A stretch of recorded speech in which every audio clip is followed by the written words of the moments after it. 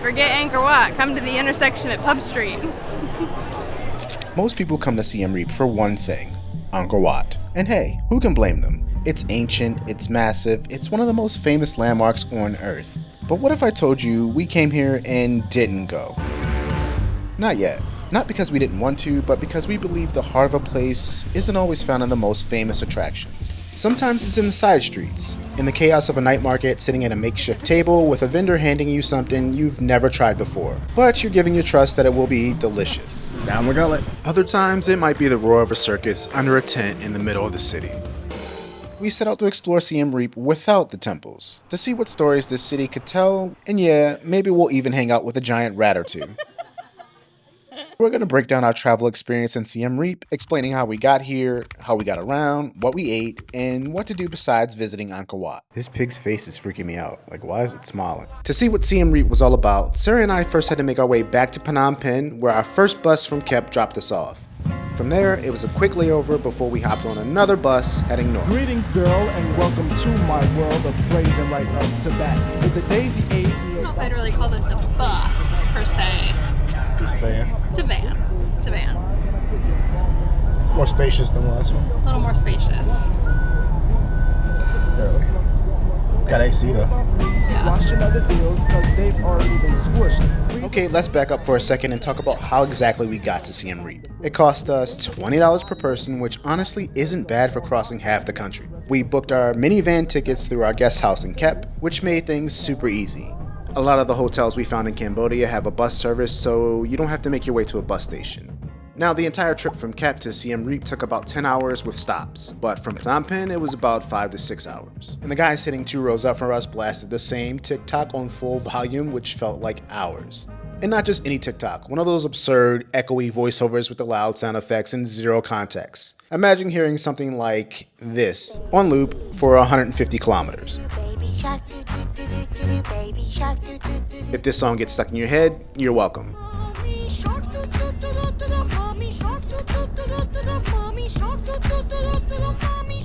It wasn't the most glamorous ride we've ever taken, but it did the job. And honestly, by the time we rode into Siem Reap, we were just excited to explore. Where are you from? Are you from Siem Reap? Yes, I was born in Siem Reap. Siem Reap. Yes.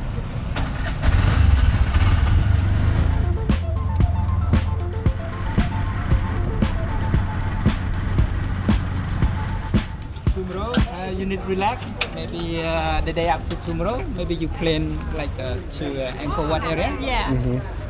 I want to be a driver tomorrow. You can give me a job to do. Yes. Well, they say that when you get to Siem Reap, you should find a tuk-tuk driver that you really like, because that's basically going to be your ticket to getting around the city, and they can also be a really valuable resource as you navigate this place. We lucked out with our very first tuk-tuk driver who picked us up from the bus to our hotel, and I think we're going to stick with him for the next couple of days. And Sarah booked us this clutch hotel right in the heart of the city. But it's night 1 in Siem Reap, and I think we will probably chill out a little bit. Maybe find somewhere quiet and low-key for dinner. Somewhere that isn't packed with tourists. Somewhere like... Yeah, this is exactly what I was thinking. Welcome to Pub Street. If you came to Cambodia for peace and quiet, this ain't it. For dinner, we popped in this spot called The Temple. It's right across from the Red Piano, which I'm told is like a rite of passage if you're hanging out in Pub Street. The menu was stacked with exotic options, clearly aimed at tourists feeling adventurous. Naturally, I fall victim to such tricks, and I briefly considered ordering the frogs. But then I went with something a little easier, the crocodile burger. Sarah, on the other hand, played it safe with a fish and chippy situation. This wasn't the first time I've had crocodile, and definitely not the first time in Southeast Asia either. But it was the first time having a crocodile burger. And this thing was juicy. Kind of tastes like a turkey burger. One of the best parts of Cambodia, $1 draft beers. Sometimes even cheaper if we can make a happy hour. 4 beers and 2 entrees ran us $20, and I remember thinking at the time this was a little pricey, but man, what a difference a year makes. Don't hold me to this in case I eat my words after we've been here for a couple of days, but I'm kind of getting like Chiang Mai vibes right now, just with like how walkable it is. It's right on the river, and there's a lot of like really hip, trendy cafes and bars. I booked our stay in the Old French Quarter I Googled a lot, like where to stay, what area to stay in Siem Reap. This seemed like a really good central spot, and it's very walkable, which is nice. And it looks really pretty, so I'm pretty excited about it. This morning, we're heading to get coffee at the cutest little cafe around the corner from our place. Here's a little, probably well-known secret about this place. When you walk in, you're gonna feel like you're heading to a speakeasy. Just breeze past the kitchen and head up the dark stairwell. That's where you'll find the den. The whole menu's catered to pretty much any dietary need. Vegan, vegetarian, gluten-free, or dairy-free, you name it. This is how different we are when it comes to breakfast. Tony went for the iced caramel drink, which, surprise, surprise, is what Tony usually gets. I, on the other hand, went with a dirty chai latte. Little things that you miss after 5 months, a dirty chai latte. So good. One of us kept it light with a bagel and some garlic herb cream cheese, and the other, not so much. Fully loaded peanut butter pancakes, honey butter, cashews, and caramelized bananas.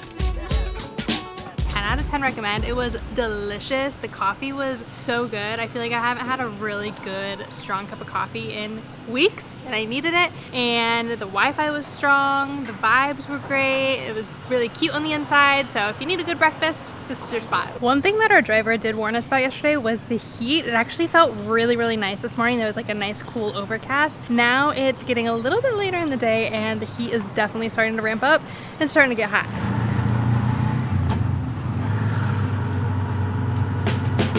From our coffee shop, we had to make our way out of the busy parts of the city. It was a 15-minute ride past temple structures and rural areas of Siem Reap. Where are we headed to now? HeroRats, I think. It's supposed to be a humanitarian organization that has landmine sniffing rats. Big ones. Big ones. You're mouthing the words.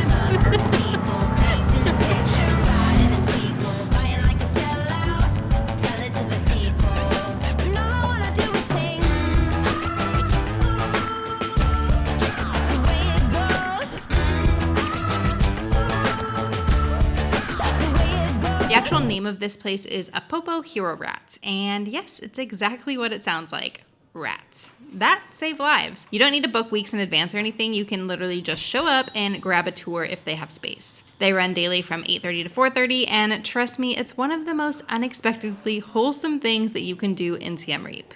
Ladies and gentlemen, welcome to Apopo. I will be your tour guide for the tour here.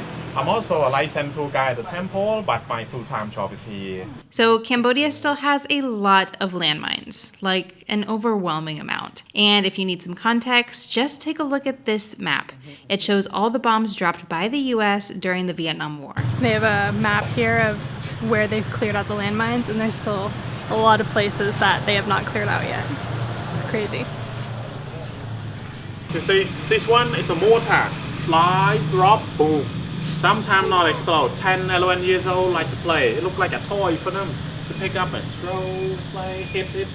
Sometimes farmers, they bring home, use axe or hammer to break it. And to prevent kids and farmers from finding landmines, they use rats like Valerie here. She's one of the OGs and an absolute queen at detecting mines. You want to work and get reward. Man, you know you are good girl. Did we mention these rats have horrible eyesight? They use their highly developed sense of smell to sniff out trace chemical compounds of TNT found in landmines and other explosive devices. And after Valerie shows you how it's done, you actually get to hold some of her co-workers. Yep, you, a rat, in an unforgettable little trust exercise.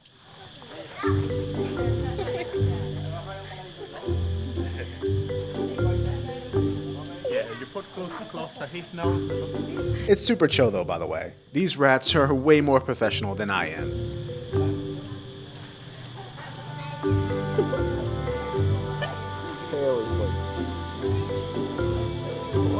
So after all this, it begs the question, would you hold one?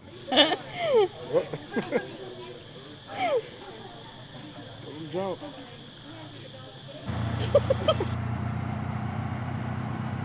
We just finished up at our last spot and just kept the same grab driver we had earlier because he could just take us around and it's pretty comparable rates. So we're gonna go to the Landmine Museum.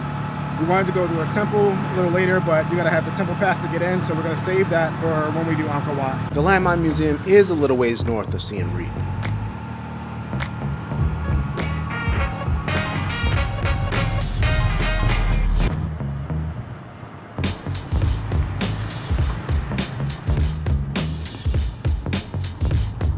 Okay. Whew. That is a trip. So we saw the landmine sniffing rats. Now we are at a museum dedicated to a different approach, one that might be far more dangerous to an already extremely dangerous job. This place was started by a man who was a child soldier during the Khmer Rouge and actually planted a lot of landmines, but now has since dedicated his life to finding and disarming a lot of these landmines. It costs $5 to enter here, and I would really recommend visiting this place as well as Apopo because you get to see what the Cambodian people have to experience and live with every day. This place is a little bit further away from like the normal main area of Siem Reap. It took us about 50 minutes to get here with our tuk-tuk. Still, if you have the time, especially if you're going to like the Butterfly Garden or the Hindu temple dedicated to Shiva, I would definitely recommend stopping in here on the way there. Right when you walk in, you're met with HeroRats' story. A lot of the disarmed ordnance on display is his work and his team's work. It gives you just a small glimpse of the insane amount of explosives he's cleared over the years. So I really didn't know much about landmines in general before this trip to the museum and to the Apopo Center. I feel like a lot of my landmine knowledge and familiarity came from what I know about the conflict in the Middle East. I was pretty ignorant on like the whole Southeast Asia region, but now I have a lot more knowledge, and it's really cool to kind of work your way through this museum, reading the childhood stories of the founder and all the work that he's done clearing landmines and trying to make Cambodia safe again. On a brighter note, but still keeping with the theme of giving back to Cambodia, we headed to a pastry school with a pretty special mission. Right now we're headed to Bayon Pastry School Coffee Shop, which is a very cool organization. It actually provides vocational training for 20 women from underprivileged backgrounds. They'll get a year of training and then they'll be placed in a job somewhere in the food, cafe, hospitality industry here in Siem Reap. The grounds here are absolutely beautiful. Up this way, I'm guessing, are the dorms for the women staying on site. And for brunch, they've got these $9 meal deals. One drink, something sweet, something savory, and a fruit salad to finish it off.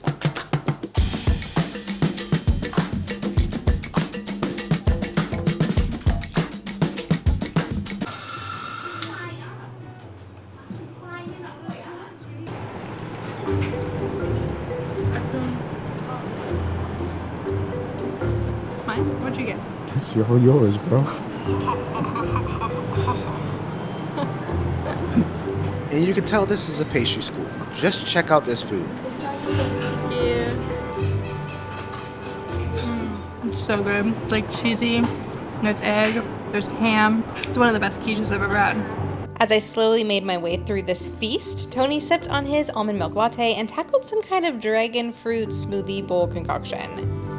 Yogurt, granola, banana, cashew, dragon fruit, passion fruit. Everything was truly delicious, and in total we paid around $16. It was so delicious, I cannot even begin to describe, but it's for a very good cause. Our total bill came out to about $16, and then we did tip a little bit extra on top of that to give back to this incredible organization. So every year they bring in 20 women from underprivileged backgrounds and give them a year of vocational training and then 4 months of an internship in a hotel or a coffee shop or a restaurant here in Siem Reap. So it's really incredible. They do a lot of other really great work here as well. So if you are interested and love responsible tourism, this is a great place to spend your money.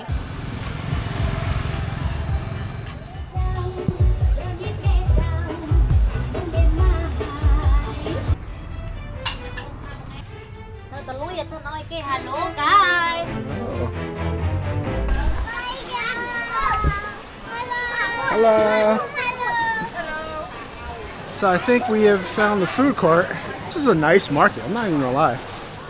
It's like spacious, but not like super busy. Lots of things going on. Like with any market, you have your fresh produce, your clothes, and jewelry sections. And then there's the meats.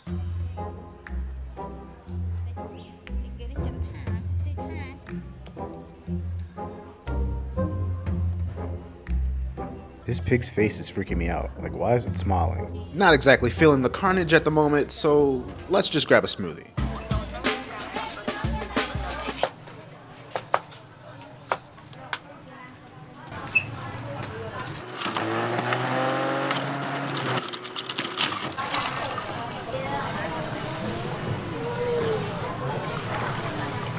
Okay. thank you. Good? Pretty tart. It's good though. Oh my god. Yeah, it's a lot of lemon in that. Oh. Seeing all the work she put into that, I feel like she's undercharging. It's a sour drink though. Sarah just said that's like my fruit servings for an entire week, and that's pretty accurate.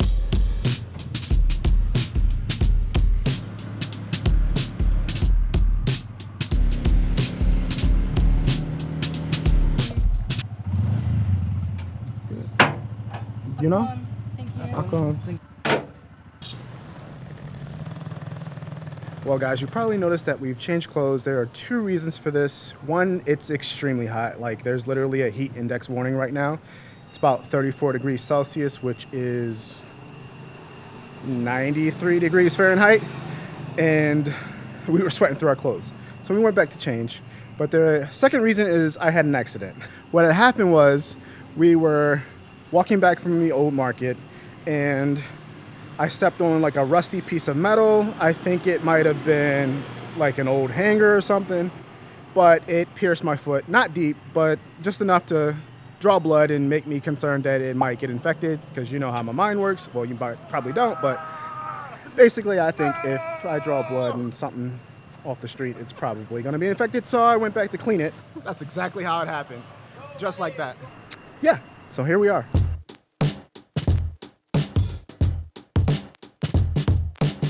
So are you ready to see what I think we might see if we're lucky? Latinos. Not Latinos. What? I'll let you see it when we get there. What does that mean? Monkeys? Crocodiles? Better keep your mouth closed. Guano. You don't really realize how big they are until they extend their wings and you see their wingspan. It's crazy.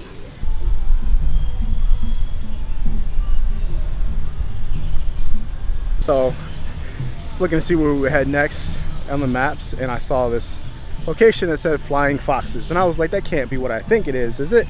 Sure enough, there are hundreds of flying foxes just in this tree. Not as big as Australia, but still like huge bats. Find the foxes pretty easy. You just follow the noise, but if you are looking for them, just come to like the Royal Palace Park and walk out Where the noise is. where the noise is, and you'll find them.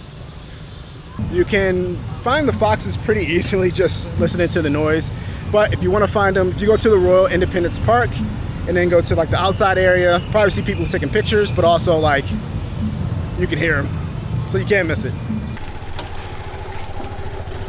You get like prime golden hour here. It's like more golden than most places. I don't know why, like the sunsets are just like so pretty. As you get bathed in the light.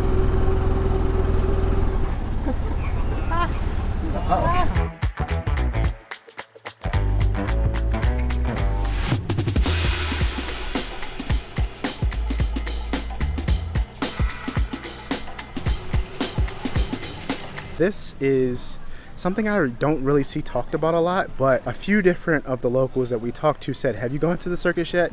And we said no. So we obviously had to make our way down here, and we bought Section C tickets for around 30 bucks, like 32, 34. And it's Section C is like open seating. So we got here a little early, try to get some food, and then try to get our seats early so we're not stuck behind like a screen or a barricade or something. I should also mention that you can buy Section A and Section B tickets too. They were a lot more pricey. Like Section B alone was just like double the price of Section C, so we opted for the cheapest option. We tried to get here early for the food and decent seats, but maybe we were too early. Still, they set up this little pop-up food court outside the tent selling Cambodian street food, and it feels like a mini fair. Circus cash. You exchange your cash tokens, and you use the tokens to order food. And it's kind of fun, honestly. All right, don't lose all our cash now. Of course, we grabbed our beer of choice, and the food looked so good it was hard to choose.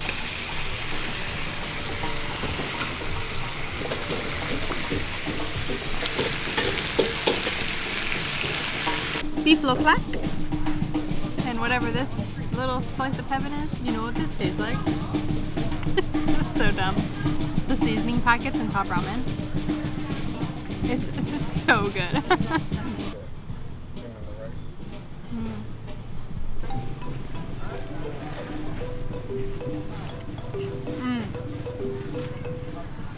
Like a very comforting meal.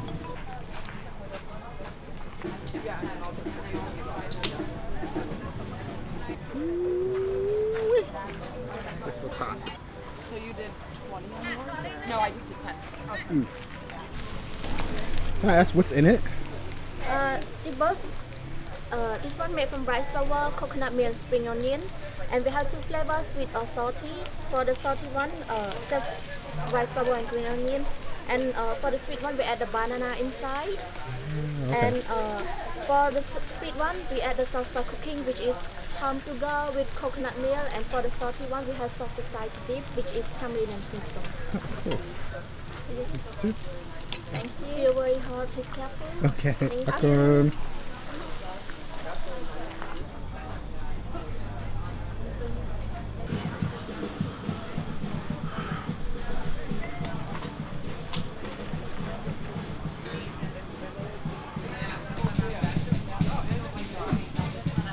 Almost tastes like elephant ear dough. They're US watchers, if you know what that is. Fair, September, we gotta get scones, we gotta get an elephant ear. We wrapped up dinner, caught a quick performance by some of the younger artists, and hopped in line early to snag the good seats. They also hand out fans, which is clutch because there's no AC in here and it gets toasty. The show starts before people even realize it with a subtle display and a painting. But then the mood shifts. It gets eerie. Almost like something dreamed up by Tim Burton after researching Cambodian history. I'm not sure how often the stories change, but this one followed a family's harrowing escape from the Khmer Rouge. What I loved most about it is that it's not just circus acts. It was a full cultural performance. Acrobats, Cambodian storytelling, humor, and even a little history.